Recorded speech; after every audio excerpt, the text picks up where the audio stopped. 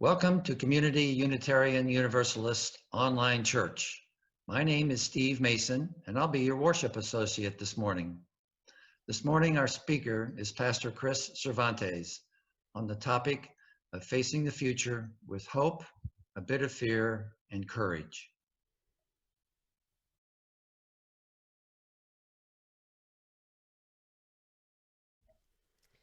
It is said that ministers are here to comfort the afflicted and afflict the comfortable. I say we are all afflicted and we are all comfortable. May our time together this morning be a comfort and a confrontation. May we here find peace in times of tumult. May we here invite tumult into lives of peace. May we here find calm in times of restlessness. And may we here allow restlessness to evolve into action. Let this be the place you consider what you've never considered. Let this be the place you imagine for yourself something new and unthinkable. May this hour bring dreams of new ways of being in the world. Come, let us worship together.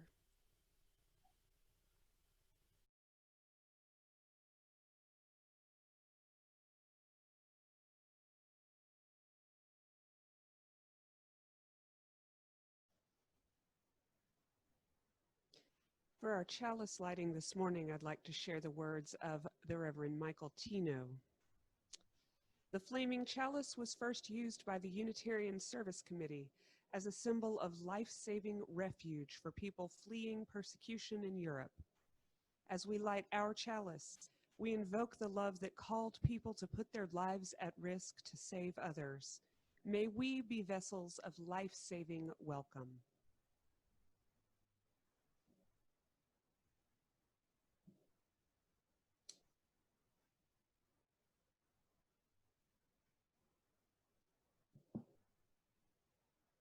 Brave little flame.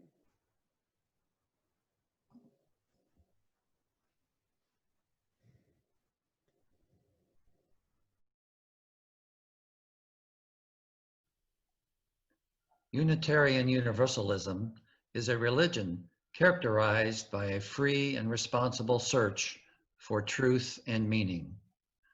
UUs assert no creed, but instead are unified by their search for spiritual growth. The thread that binds us is our purpose and our shared covenant. Please join me in saying it together. Love is the spirit of this church, and service is its law. This is our great covenant, to dwell together in peace, to seek the truth in freedom, and to help one another. Very nice.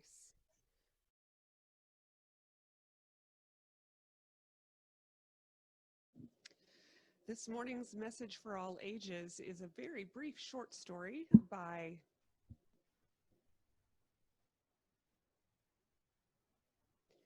This morning's message for all ages is a short story by our good friend, the Reverend Meg Barnhouse, who lives and works in Austin, Texas. She is the lead minister at the Unitarian Universalist, First Unitarian Universalist of Austin.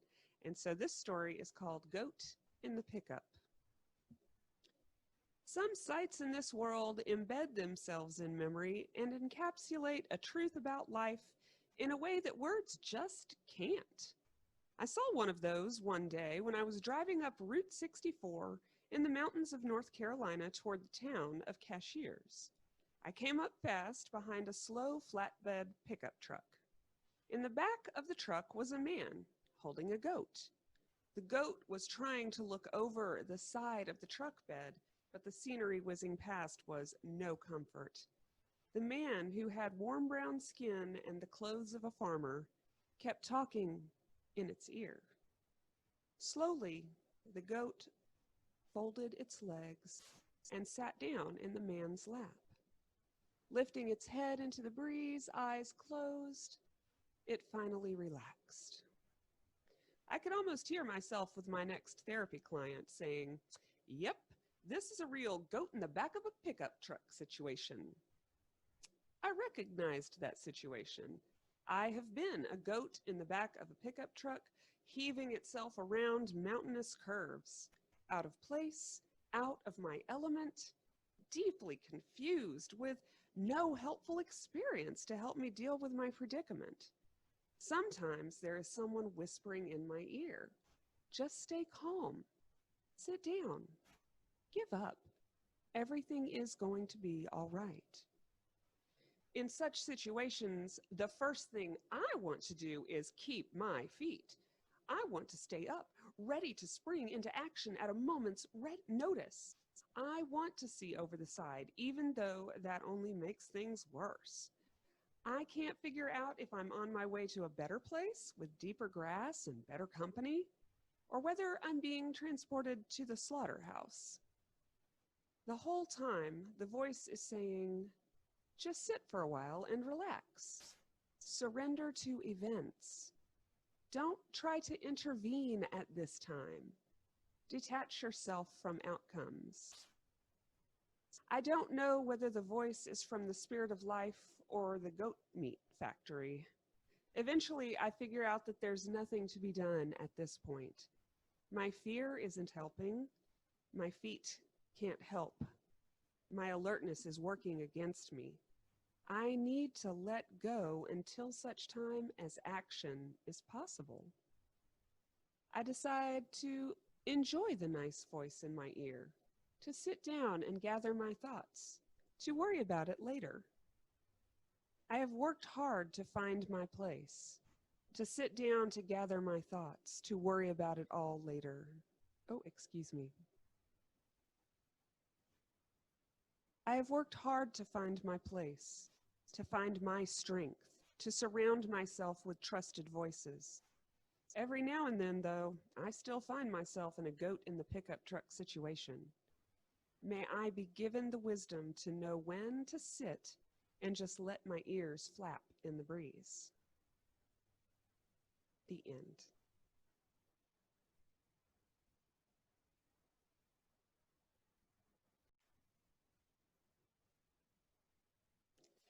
Note to listeners, I probably should have named this sermon The Road to Nowhere Known, but at the time that I named it, I was thinking of a very different metaphor. So keep that in mind as we move forward. At the end of her brief tale, Meg Barnhouse writes, I have worked hard to find my place, to find my strength, to surround myself with trusted voices. Every now and then, though, I still find myself in a goat in the pickup truck situation. May I be given the wisdom to know when to sit and just let my ears flap in the breeze.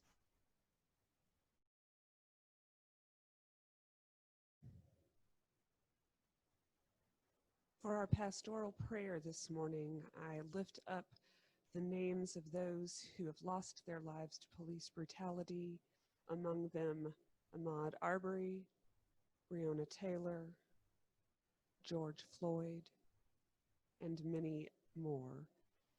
As we witness the ongoing Fed Uprising, as this is being called by many Black folks I know, I ask that we all be given the wisdom to understand the power of this movement, the compassion to stand behind it, even when it's uncomfortable, the courage to listen carefully and then to lift up the ideas of others, and the love that will meet this moment and rise to it as our sisters and brothers and siblings have done.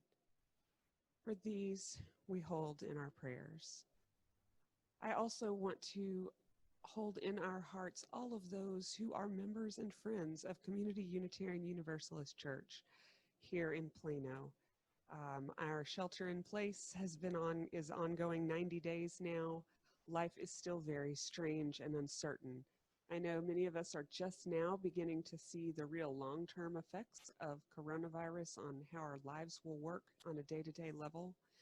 And so I ask that we hold one another tenderly with care and compassion. I ask that if you are in need of counsel or comfort or something more material, please reach out to me and see what we can do. You can always reach me. You can reach me at minister@community communityuuchurch.org. Sorry, it's a long email address. Or you can also get in touch with me through the church office. Thank you so much. And finally, for all those who are suffering this morning around the world and here at home, for those dealing with mental and physical illness, hear our words. For those who struggle with the everyday economics of life in poverty, hear our words. For those who are unsure where their next meal is coming from, when they will next be in a classroom, when they might be in a safe space again, hear our voices. And finally, for all of us, in our interactions and relationships with one another, may we remember our Unitarian Universalist values and ethics, and also our sense of perspective, humor, and love. All right. Thank you so much.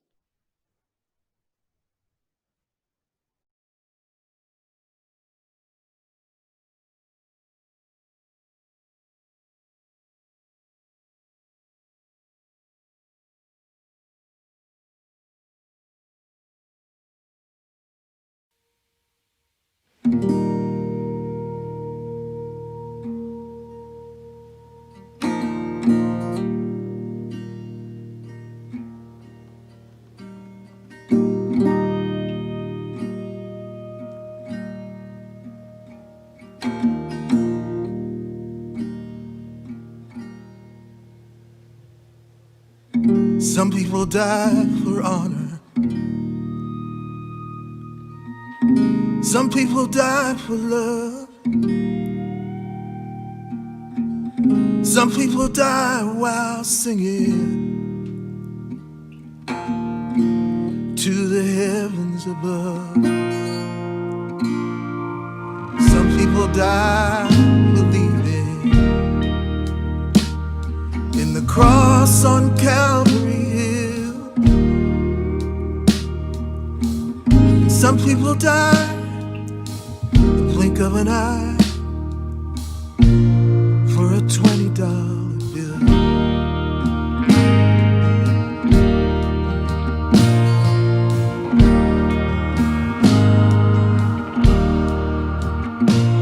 Some people go out in glory,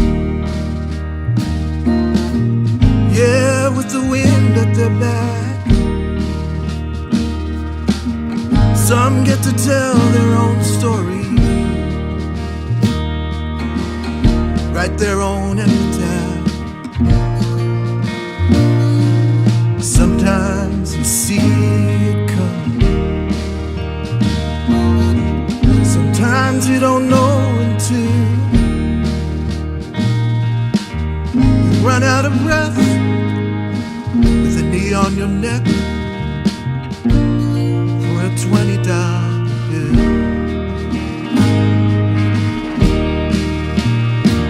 Oh, brother, I never knew you,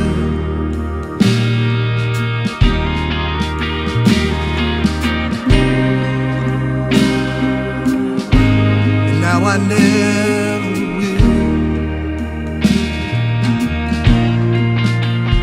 Oh, but I make this promise to you.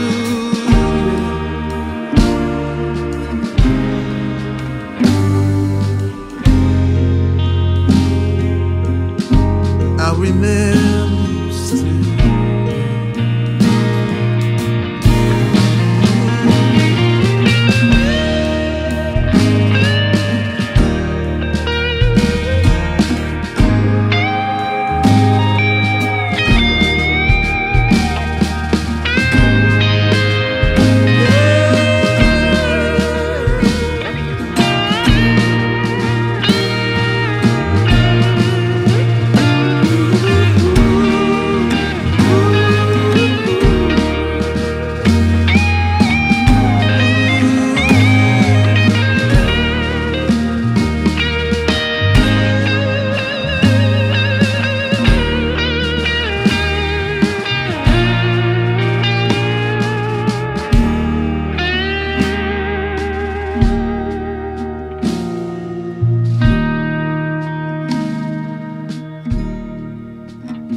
So now, let this be our communion.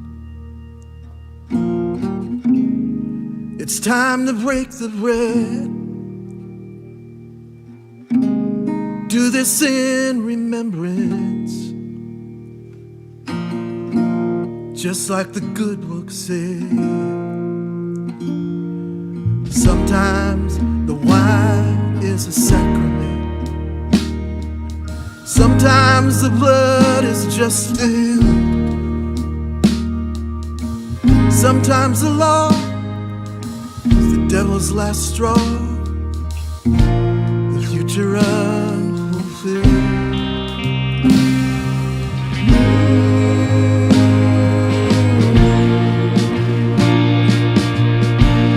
Like the dream they killed.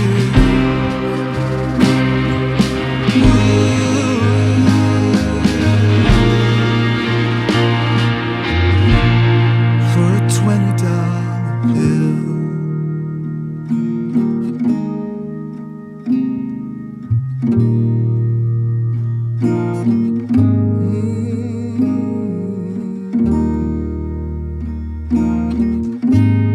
Rest in peace, rest in power.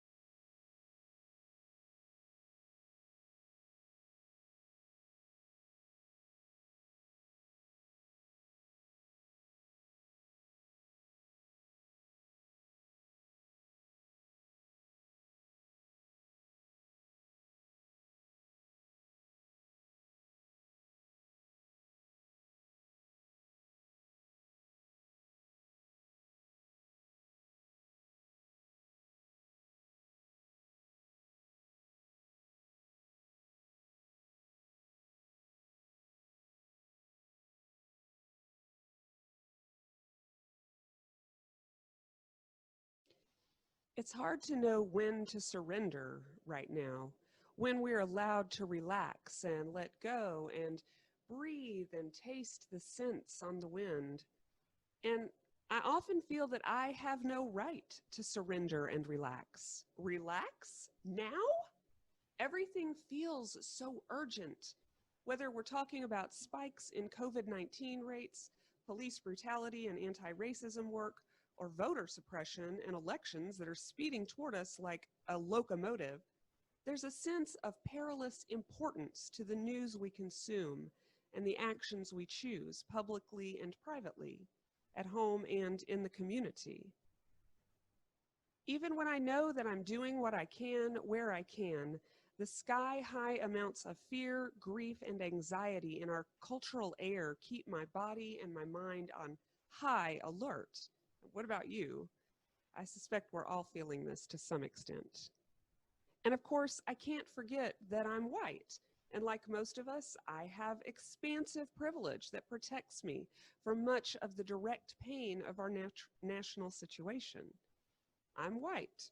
I've got decent health insurance. No matter how bad my day is, I won't have to deal with macro or microaggressions because of my skin color. No one is likely to look at me and ask, "Where are you from?" Or worse, "What are you?" No one ever threatened my life or called the cops or cursed me out just because I was jogging, bird watching, sitting in a coffee shop, waiting for an Uber, walking home from school, or going to my apartment complex pool. My pain and grief are not the same as the pain and grief of our most vulnerable, most marginalized neighbors and friends and fellow congregants and loved ones. My heart aches for them, but I'm not them. And in the light of white supremacy and all this unearned privilege, how am I supposed to surrender? In what world have I earned the right to rest? But Is that what is called for from the goat in the pickup truck? Perhaps our surrender must be this instead: to accept the terror of speed and the loss of control, to relax from rigidity into the uncertainty of the movement of this moment, to relax from rigidity into the uncertainty of the movement of this moment, to listen to the counsel of loving voices, to close our eyes and hear and breathe, to inhale the scents of the earth and the people around us, to exhale love like a mighty river in response to pain.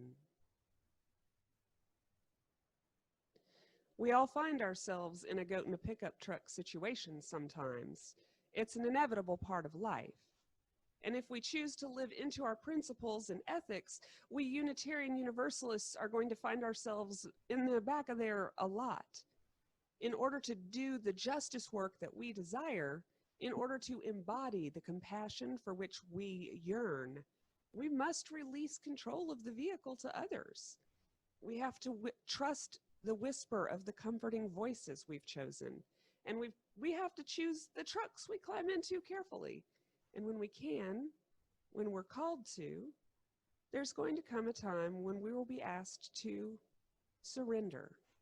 Just surrender to the unknown. I'm hopeful that at the end of our road to the unknown isn't the goat meat factory. And I'm hopeful that the driver won't go over a cliff on the way to the not goat meat factory. But there aren't any guarantees. Despite that lack of certainties, we walk up the ramp and we try to hold on. We brace ourselves for the bumpy ride. The wind is the necessary concomitant of our speed. If you want to go fast, you're gonna pick bugs out of your teeth. And the voices whispering wisdom to us, they're voices like Tom Prasada Rao singing his grief. They're the voices of young Black and brown folks, upraised in defiance and hope, courageous as they lead the way. They're the voices of queer activists who are taking this year's Pride Month to talk specifically about the intersection of sexuality and race and the marginalizations and pain that occur at that intersection.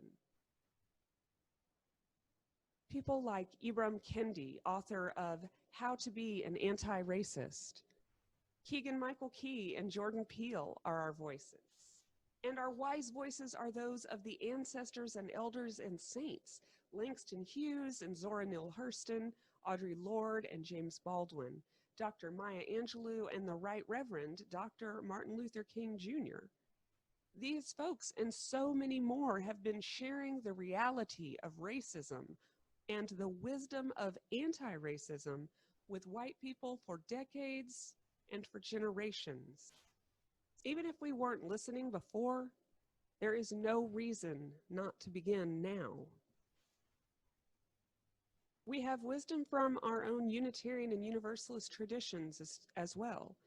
Emerson, Thoreau, Margaret Fuller, these people helped show us how to deepen our connections to one another through a deeper connection with the earth. Hosea Ballou, Universalist gospel spreader. There are white folks with lessons for us too. Author Robin DiAngelo, who gave us White Fragility, Why It's So Hard to Talk to White People About Racism. Imperfect as we all are, there's still wisdom in these voices. We are lovable and capable of loving others.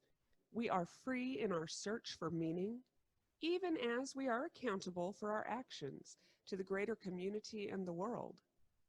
We are interrelated, interconnected, entwined, entangled, and intrinsically in relationship.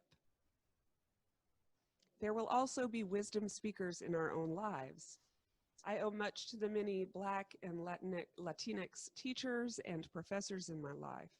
People like Drs. Will Gaffney, Pamela Lightsey, Monica Coleman, Melanie Jones, and Carrie Day, all of whom set their sights on the world of white theological academia and came to win, and did. I owe a lot to my parents and to their and then my own friendships within the Black community, which gave me a diverse community of mentors and aunties of many colors, some of whom are still mentoring me today. I'm grateful for my husband's family, who have welcomed and loved his weird white girl wife for 24 years as of Tuesday. Who are your wisdom speakers? Whose voices do you listen for? Choose them carefully. Choose your pickup truck carefully. And then trust the voices and trust the drivers to take you to and through the places that your own knowledge and experience can't inform you. It's not going to be an easy ride. We are not going to easy places, at least not yet. I know these are frightening times. There's so much to learn, so much to do, not to mention just plain surviving the global pandemic, which has left so many of us feeling isolated and alone. When it begins to feel like too much, we can only echo that prayer that we should know when to sit and just let those ears flap in the breeze. So may we know when to relax and sink down and accept the whispered comfort. May we let our ears flap in the breeze, and may we surrender and let our surrender teach us to accept the terror of speed and the loss of control, to relax from rigidity into the uncertainty of the movement and of this moment, to listen to the counsel of loving friends and loving voices, to close our eyes and simply breathe, to inhale the sense of the earth and our people around us, and to exhale love like a mighty river in response to pain. So be it. Amen.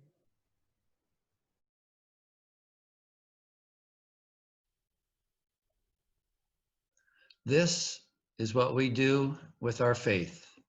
Live in this world knowing that we will lose each other, loving despite the hard bargain that it demands of us, doing what we can so that truth may be safely lived, measuring our faith by the differences we have made, building up faith communities to continue after we are gone. At this time, I invite you to give to Community UU Church to continue our work together, including these online services.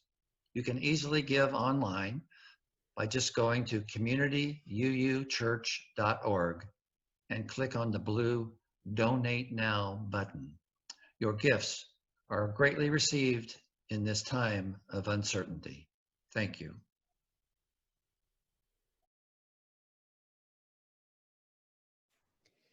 As our worship time together draws to a close, it is time now to extinguish our chalice. Please speak the words with me. We extinguish this flame, but not the light of truth, the warmth of community, or the fire of commitment. These we carry in our hearts until we are together again.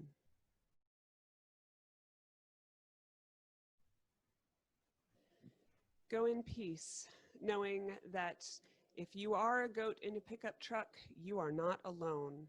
And along with you, I will try to accept the terror of speed and the loss of control. I will try to relax from rigidity into the uncertainty of the movement and the moment.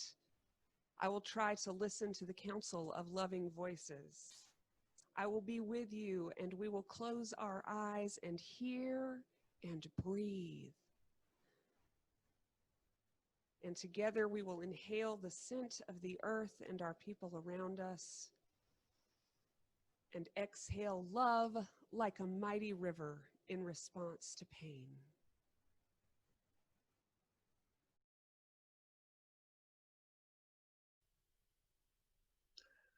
Thank you for watching our service today. Be sure to join us for next week's reflection by Pastor Kris.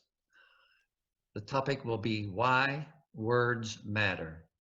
Please click subscribe to make sure you don't miss any of our Sunday services. To find out more about Community Church, visit us online at www.communityuuchurch.org. There you can find out who we are and how we're living out our mission. Although we are apart, we are still all together in community. See you next week and stay safe. How about a smile?